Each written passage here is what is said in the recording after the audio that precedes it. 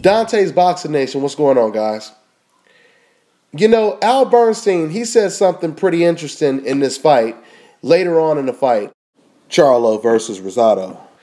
He said, you know, it's very rare that you see a fighter step up, fight this type of competition, and completely dominate the guy. And I totally agree. And I want people to understand, every now and then I get these little sprinkle of messages, people saying, oh, Dante, you're being biased. Why do you talk good about this fighter, but you talk bad about that fighter? Listen, man, my boxing channel is different than almost everyone else's boxing channel, okay? When I say I speak the truth, I mean I really speak the truth. It's not to say other people don't speak their mind, but what I'm saying is I go a little further to where I really don't give a damn, all right? I say the type of things that a lot of people will be like, oh, you know what? Let me sugarcoat this and say it a little better because this guy has a lot of fans and I don't want to upset his fans. Nah, man, over here, I don't give a damn, all right? I'm going to tell you the truth. I don't really care if you love it or hate it. I'm going to tell you the truth. And I understand that the truth is not for everyone. You know, a lot of people on YouTube are just cheerleaders. That's where you get all that gay talk and all that kind of stuff. If you like this guy, you're gay and this. And that's what cheerleaders do. You go to an event, what do the cheerleaders do? They cheer for their team, obviously. They get the crowd. They try to encourage the crowd to cheer for their team as well. And they also try to encourage the crowd to boo the rival team. This is what a cheerleader does. And this is what a lot of people on YouTube do, is they cheerlead. So when they hear someone speaking the truth, they're like, whoa, whoa, whoa, man. You're not supposed to like this guy. You're supposed to like that guy. And what they don't understand is, a lot of times it's not even about liking or disliking someone. It's about breaking down the sport and telling you why so-and-so will win, why so-and-so has better skills. But they don't want it to be just about boxing. They want it to be about like, dislike, race, country, and pride, etc., etc. All right? So the reason why I brought all of that up is because, like I said, Charlo, he looked very impressive stepping up against tough competition for the first time in a dominant performance. Understand something. When Canelo stepped up for the first time against Austin Trout, Canelo was not dominant. In fact, a lot of people thought the fight was a draw. Even if you didn't think the fight was a draw, you would have to admit the fight was extremely close. Once again, Jermell Charlo, and hopefully I didn't mix Jermell up with Jamal. I'm sure it was Jermell I was watching, but hopefully I'm right. You know who I'm talking about.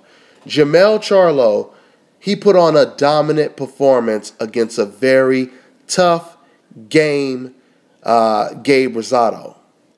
Jermell Charlo, he landed double the punches than Rosado did in the total punch stats.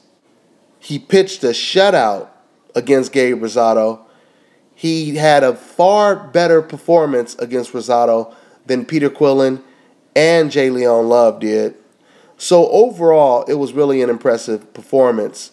Jermell Charlo, he busted up Rosado's face pretty good, and he didn't come out with a scratch on his face. I've always been pretty big on the Charlo twins. You guys been watching my previous videos, I always talked about them, and now they are finally here. I expect to see big things from Jamal against Carlos Molina as well. So they're here, and they're at the 154-pound division. So you know what I'm about to say next, right? Things are not looking good for your boy. That's right, Canelo Alvarez. I'm going to tell you right now, you got Erislandy Lara, Demetrius Andrade, now Jermell Charlo. Then Jermell Charlo's twin brother, Jermall Charlo, is about to fight for Carlos Molina's title. Now, if Jermell Charlo beats Carlos Molina, what do you think Canelo Alvarez is going to do? I'm telling you right now, the future is not looking good for Canelo. It's not looking good for him. When I say it's not looking good for him, I mean as in terms of him proving that he's one of the best fighters in the world, it's not looking good for him. Don't get me wrong. Canelo, he can continue to win by continuing to fight third-string fighters like Angulo. But he's not gonna survive if he try to fight these first-string fighters. Okay? He's not gonna survive. He's not gonna survive. And the thing is, Canelo can compete with all of these guys. He can compete with them. He won't beat them all. He can compete with them. But the thing is, Canelo and Team Canelo, they don't have the confidence that he's good enough to compete with these guys. That's why he's fighting who he's fighting right now. All right? And you guys can, Canelo fans, you could go ahead and defend him all you want. You could say, oh, he's not fighting, the best guy because of this, because of that. You can say that. That's fine. But at the end of the day, you have to remember, Canelo is not going to be considered one of the best fighters. He's just going to be a sideshow.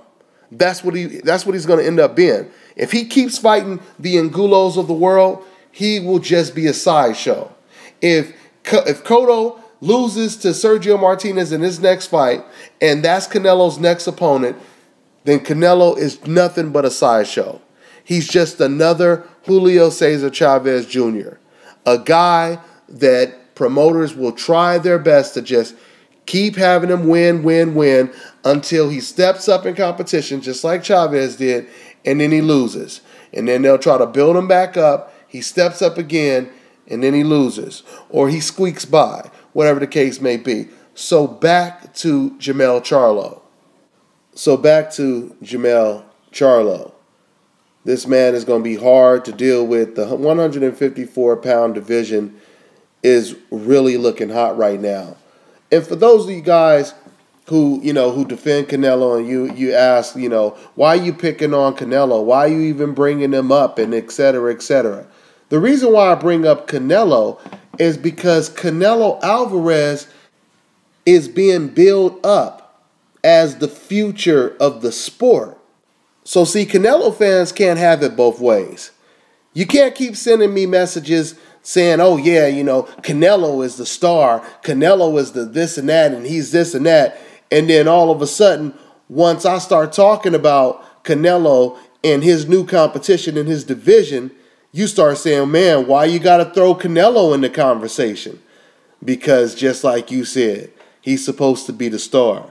He's supposed to be the popular one, etc., etc.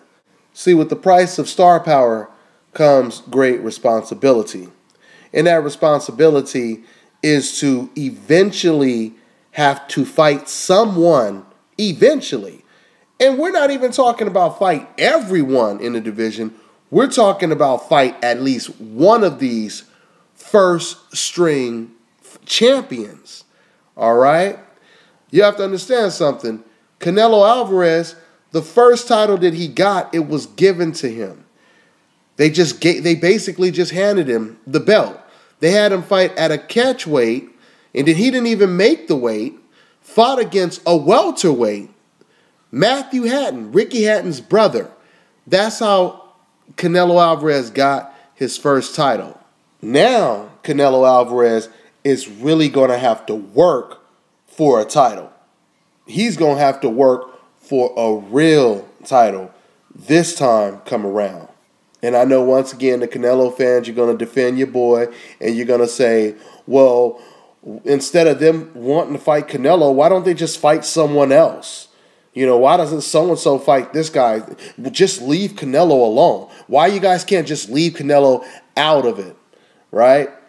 It's so funny, too, so comical, because fighters call out Canelo, and then Canelo fans, instead of them saying, yeah, I want to see that fight too, my boy will win, and et cetera, they don't say that. Instead, they say, he wants to fight my guy, Why doesn't he just go fight someone else, right? Now, if I challenge you to a fight, I'm calling you out, and your response is, who, me? Why don't you fight that guy next to me? How do you think that would make you look? It wouldn't matter what you said bad about me. Do you think you could tell your friends when people say, hey man, that dude, he just challenged you to a fight. How come you didn't fight him? Oh, because I don't like the way he fights, He probably, moves around like Muhammad Ali or something like that. That's why I didn't fight him, because he probably didn't have the type of style that I like. Do you know what you would look like? Anyway, I think you guys get the point. Congratulations to Jermell Charlo. Put on an excellent performance against a very tough opponent, and the future is bright. The future is really bright for Jermell Charlo and the Charlo twins. So for any of you guys who still don't understand why I gave Charlo a lot of credit that he deserves, then I would suggest that you listen to Showtime. You'll hear a lot of them giving him the same type of credit, giving him the same type of credit that he deserves. It's because we are looking at skill. We are not just looking at who you like and who you don't like. All right, guys. So that's all I got on this one. I'm on to the next one.